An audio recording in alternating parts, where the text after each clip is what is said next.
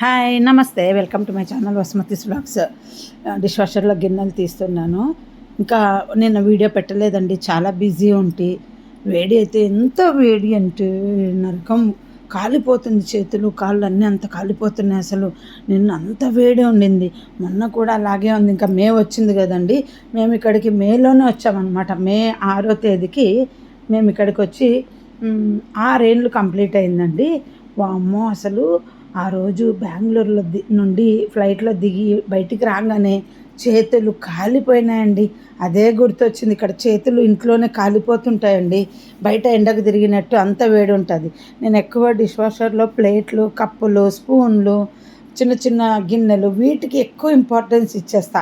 అప్పుడు ఈజీగా పడతాయి. ఇంకా పెద్దవి కడిగేస్తే అయిపోయి పని ఉండదు. పని మనిషి ఉన్నా కానీ అందరూ కొన్ని చేత్తో కడుగుతారు, ఏమీ సుఖం ఏం పెద్ద ఉండదు జనాలు అనుకుంటారు. కానీ మగవాళ్ళు కానీ ఎవరైనా పని మనిషి ఉంది కదా, పని మనిషి ఉంది, వంటింట్లో వంట చేసి ఆడదాన్ని చూడండి. ఎప్పుడైనా ఎవరైనా మగవాళ్ళు వీడియో చూస్తుంటే చెప్తున్నా, పని మనిషి ఉంది కదా నీకు డిష్ వాషర్ ఎందుకు అని అంటారు. అందుకు చెప్తున్నా, పని మనిషి ఉన్నా కానీ కిచెన్లో కడుగుతూనే ఉంటారు.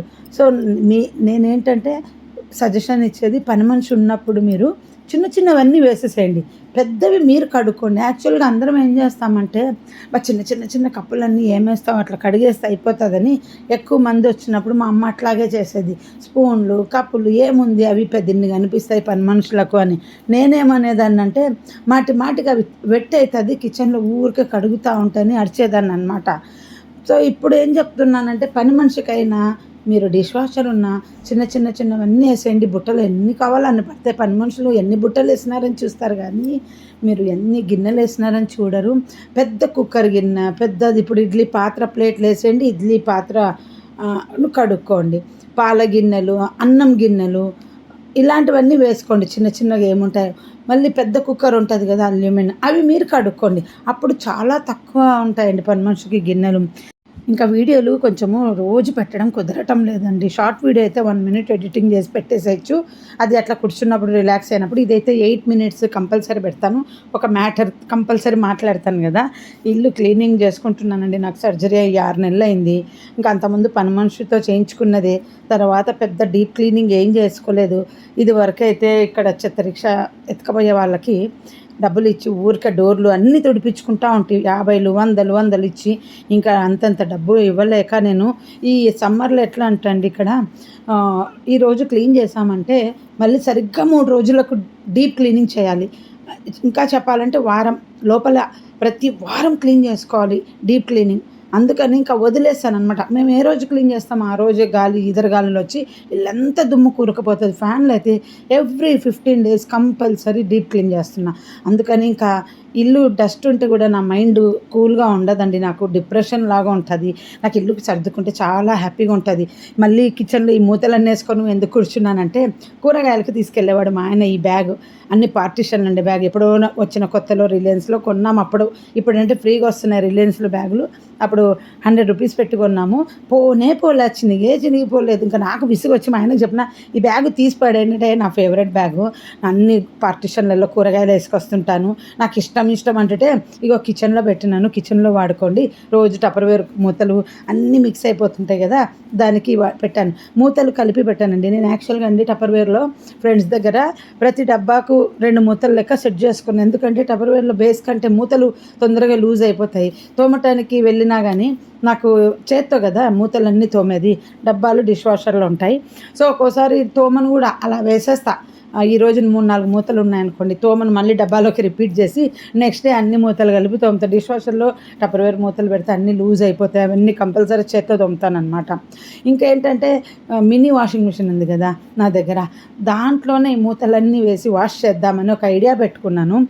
చూడాలి, ఎందుకంటే చిన్న మూతలు కడగడం చాలా విసుగు వస్తూ ఉంది. పెద్ద వాషింగ్ మిషన్లో కూడా చాలామంది ట్రై చేయండి. మీరు ఎప్పుడైనా డిష్ వాషర్ లిక్విడ్ వేసి ఎప్పుడైనా క్లీన్ చేసుకుంటారు కదా డబ్బాలు, అవన్నీ టపర్వేర్ ఎక్కువ ఉన్నవాళ్ళు డబ్బాలన్నీ చేత కడిగేసుకోండి. చిన్న మళ్ళీ స్టీల్ వేయకండి, స్టీల్ వేస్తే లబ్బలబా సౌండ్ వస్తుంది. పెద్ద వాషింగ్ మిషన్ అంటే నేను చెప్పేది dryer separate, washing machine separate. అప్పుడెప్పుడో లాక్డౌన్లో నాకు ఒకరు వీడియో పంపించినారు, నేను డిష్ వాషర్ వాడుతున్నాను అంటే దాంతో క్లీన్ చేసుకోవచ్చు అని. ఇంకా లాక్డౌన్లో చాలా ఓవర్ యాక్షన్లు చేస్తారు కదా అందరు, కూరగాయలు కడగటము వాషింగ్ మిషన్లో. అలా తిక్క పనులు కాదు కానీ మినీ వాషింగ్ మిషన్లో అనుకుంటున్నా. ఈ మూతలన్నీ కొన్ని నీళ్ళు వేసి బట్టలకు పెద్ద యూజ్ అవ్వట్లేదండి. నాకు అది 3 minutes తిరిగితే స్టాప్ అయిపోతుంది, అది రిపేర్ చేయించాలి. మూతలు చెత్త కడిగి విసిగి వస్తుంది అనమాట. అందుకని ఈ చిన్న చిన్న ప్లాస్టిక్వి అవన్నీ అట్లా పక్కకు కలెక్ట్ చేసి, అంటే నేను నీట్గా కడిగే వేస్తాను కదా, అన్నం మెతుకులు అవేమి ఉండవు, ఊరికే జిడ్డు పోవడం అంతే అనుకుంటున్నా. ఇలా అన్ని చిన్న చిన్నవి సపరేట్గా పెట్టుకున్నా. ఇంకా కిచెన్లో మా ఇంట్లో వాళ్ళు టపర్వేర్ నుండి ఏదన్నా తీయండి అంటే భయపడి చేస్తారనమాట. అన్నీ ఉంటాయి అల్మార్లో. అందుకని ఆయిల్ క్యాన్లు, చిన్న మూతలు, పెద్ద మూతలు అన్నీ అలా డివైడ్ చేసి పెట్టుకుని ఇంక ఇల్లు క్లీనింగ్ చేసేయడం మొదలుపెట్టినానంటండి. మీరు నమ్మరు, ఏ పని చేస్తే దాంట్లో నా బుర్ర అలా స్టిక్ అయిపోతుంది. ఇంకా దాహము కనపడదు, ఒళ్ళు నొప్పి కనపడదు, తిండి అని ఏముండదు. అసలు మొబైల్ పట్టుకొని చూడాలని, ఆ మొబైల్ ఎక్కడుందని అంత ఫోకస్గా నేను కాన్సన్ట్రేషన్గా వర్క్ చేస్తాను. అందుకే మా ఇంట్లో చెప్తుంటాను, నేను ఒక్కసారి క్లీనింగ్లో కూర్చున్నానంటే నాకు డిస్టర్బ్ అవ్వకూడదు, మాటికి వంట కోసం లేయడము ఇలా ఉండకూడదు అనమాట. వంట కంప్లీట్ చేసేసి కూర్చోవాలి. సో ఇంకా ఏంటంటే ఒకటి సర్దడం అంటే నేను ఎట్లా చేస్తాను అంటే డ్రాలన్నీ తీసి దాంట్లో ఉన్న పేపర్లు చెత్త ఏమున్నాయో వాటిని పడేయాలండి. ఇంత పాతవి గ్యారంటీ కార్డులు ఇవన్నీ ఉంటాయి కదా, మనం తీసేసిన డిష్ వాషరు, ఆ పేపర్లు అన్నీ అట్లా ఉన్నాయి. నా పెళ్ళైన నుండి మా ఆయన 2 కవర్లు పడేశానండి మొన్న, పెద్ద క్యారీ బ్యాగ్ కవర్లు. మా ఆయన 4 బాక్సులు పెట్టిండ్రు విజయవాడలో. ఏమేమి పేపర్లు ఉండేనో దాంట్లో. అయితే రోజు మా ఆయన ఆఫీస్ పోయినాక ఆ రూమ్లో కూర్చొని ట్రావెలింగ్ బిల్లులు, మా ఆయన ఫీల్డ్ వర్క్ కదా, ఆ ట్రావెలింగ్ బిల్లులు ఏంటేంటివో చెత్త. ఒక్కరోజు కూడా వచ్చి దాంట్లో పేపర్ ఎందుకు తీసినామని అడగలేదండి. ఎప్పుడు చెప్తాను, నాకు పెళ్ళైనప్పటి నుండి పేపర్లు చించడం. బెంగళూరులో కూడా అండి బియ్యం సంచికి కట్ చేసి పడేపిస్తాను. మా ఆయన ఇల్లు మారిన ప్రతిసారి, మారక ముందు నేను అలా చేయించేదాన్ని, మా ఇల్లు మారినాక పడేసేది కాదు. ఇల్లు షిఫ్టింగ్కి ముందు ఈ పేపర్లు ముందు క్లియర్ చేయాలి, మళ్ళీ షిఫ్ట్ అయ్యాక మళ్ళీ అట్లా గట్టిగా గొడవ చేసుకుంటా నేను.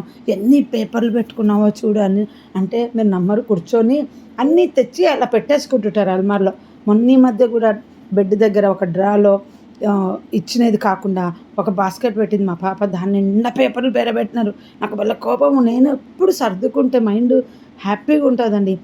అది ఏం ప్లేసు మనకు ఖాళీ అయినా పర్వాలేదు, ప్లేస్ ఉంది కదా అని కుక్కకూడదు అనమాట. నాకు ఏ అల్మారి తీసినా నీట్గా కనపడాలి. మీరు చూస్తుంటారు కదా కిచెన్లో, నేనంట నా కిచెన్లో ఎంత వంట చేస్తా, ఏదన్నా అనవసరమైన వస్తువు ఉందా అనేసి అంటుంటాను. ఇంకా చెప్పండి, అప్పుడు బెంగళూరులో అండి మేము ఎయిర్ కూలర్ వేసుకుంటే, హైదరాబాద్ నుండి పెద్ద కూలర్ ఉండే, అది తెచ్చుకొని బెంగళూరులో వేసుకుంటుంటే నవ్వుకునేవాళ్ళు చాలామంది. ఏమని, ఇక్కడ అంతా ఆంధ్ర అంటే కర్ణాటకలో ఉన్న తెలుగు వాళ్ళు నవ్వేవాళ్ళు. వాళ్ళు బెంగళూరు వాళ్ళు ఎయిర్ కూలర్ వాడేవాళ్ళు కాదు అప్పుడు. ఏదో ఏసీ ఉన్నవాళ్ళు, డబ్బులు ఉన్న వాళ్ళు ఏసీలు పెట్టుకుంటారు కానీ కూలర్ అనేది కంపల్సరీ ఉండేది కాదు. సో మా ఇంట్లో కూలర్లో వేసుకొని సమ్మర్లో పండుకుంటుంటే హాల్లో పెట్టుకొని వచ్చిన ఫ్రెండ్స్, మా ఆయన ఫ్రెండ్ ఒకరు, ఇక్కడ ఆంధ్రాలో అంతే కూలర్లు వేసుకొని ఉంటారు అని. నాకు బెంగళూరులో కూడా వేడి అనిపించింది. ఇప్పుడు బెంగళూరు తర్వాత అది లీక్ అవుతూ ఉంటే అమ్మేసి 2 చిన్న కూలర్లు కొనింటి 7,000 పెట్టి, అవి 2 రూమ్లకు అనేసి. అవి చాలా బాగుండేవి, బెంగళూరు వెదర్కు సెట్ అయింది. ఢిల్లీకి వచ్చాక ఆ కూలర్ ఏమీ పనికి రాలేదు, అసలు కొంచెం కూడా యూజ్ అవ్వాల. ఒక 3-4 ఏళ్ళకే దాన్ని మేము అవి కొన్న తర్వాత 4 ఏళ్ళకి వచ్చేసామండి ఇక్కడికి. మా ఆయన అవి తీసేసి పని చేయట్లేదు అనేసి వెంటనే 2 ఏసీలు కొన్నారు, ఈ స్ప్లిట్ ఏసీలు. అది కూడా 1.5 టన్ను కొన్నారు. ఎందుకంటే బెడ్రూమ్లో వేస్తే డోర్ తీస్తే ఇల్లంతా హాల్కి వచ్చేస్తుంది. ఎవరైనా ఏసీ పెట్టుకుంటే చెప్తున్నా, రూమ్కి తగ్గట్టు పెట్టుకోకండి. చక్కగా కొంచెం పెద్దది తీసుకున్నామంటే బెడ్రూమ్ డోర్ తీస్తే హాల్కి వచ్చేస్తుంది. గెస్ట్ వచ్చినప్పుడు మేము అలాగే చేస్తుంటామండి. హాల్కు అంత చక్కగా ఇల్లంతా వస్తుంది. 1.5 టన్ను 2 పెద్దవి కొనడం వల్ల మంచి పని అయింది. మొన్న ఒక ఫన్నీ వీడియో చూసిన ఇన్స్టాగ్రామ్లో, ఎవరో గోడ పగలగొట్టి 2 బెడ్రూమ్ల మధ్యలో ఒక ఏసీని ఫిట్ చేసుకున్నారనమాట. ఎవరో కామెంట్ పెడితే చూశాను. జస్ట్ సరదాగా చెప్తున్నాను, ఎప్పుడు రొటీన్ వీడియోస్ కాకుండా. ఏమంటున్నారంటే, అవతల రూమ్లో ఎవరన్నా లేకపోతే కరెంటు బిల్లు బొక్క అని. విచిత్రమైన ఐడియాలు. దాన్ని ఎలా క్లీన్ చేస్తారా అని నేను ఆలోచిస్తూ ఉంటే, క్లీనింగ్ చేయిస్తాం కదా. నెయ్యి టిప్ చూసారా అండి నేను చేసినది? ఇంకొకేసారి చేసేసానండి ఈసారి. ఇంకా ముందు వెన్న అయిపోయింది, ఇంకా సమ్మర్ అంతా నెయ్యి వచ్చేస్తుంది నాకు. ఊరికే కొద్దిగా చేసుకుంటుంది కదా. ఆ చిన్న బాక్సులలో 2 ఉంటే 2 వేసేసి, ఈ డబ్బా నిండా వచ్చింది చూడండి. షార్ట్ వీడియోలో చూసింటే మీకు తెలుస్తుంది ఎంత ఆ చిన్నవి టపర్వేర్ ఫ్లాట్గా ఉన్నవి అవి ఎప్పుడో నాకు గిఫ్ట్గా వచ్చినవి. బిజినెస్ బాగా చేస్తుంటే నాకు వచ్చిన వాటిలో సెట్లో ఒకటి మా గురువు శిష్యులకు ఫుల్ సెట్ ఇచ్చేసాను. ఒక సెట్ నేను పెట్టుకున్నా. చాలా కాస్ట్లీ అప్పట్లో. దాచిపెట్టుకొని వాడినాను అనమాట. ఎంత నెయ్యి వచ్చిందో చూడండి. నాకు గసి కూడా ఎక్కువ రాలే. మొత్తం నిన్న షార్ట్ వీడియోలలో మీరు గమనించుంటే, కొందరు చూడకపోతే చూడండి షార్ట్ వీడియోలో ఎంత వెన్న వేస్తే నాకు ఎంత నెయ్యి వచ్చింది. ఎందుకంటే టపర్వేర్లో క్వాంటిటీ ఎక్కువ పడుతుందండి. అంత టిప్స్ ఎప్పుడు చెప్పినవే కావచ్చు.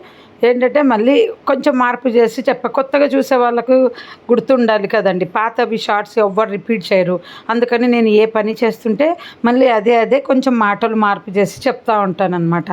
సో రెగ్యులర్గా చూసేవాళ్ళు ఎన్నిసార్లు చూపిస్తావు అబ్బా అనకండి. నేను రోజు ఏం పని చేస్తానో అంతకంటే ఏం చూపించలేను వీడియోస్లో. బాయ్ అండి. మళ్ళీ రేపు నెక్స్ట్ వీడియోలో కలుద్దాం. తప్పకుండా వీడియో పెడతా.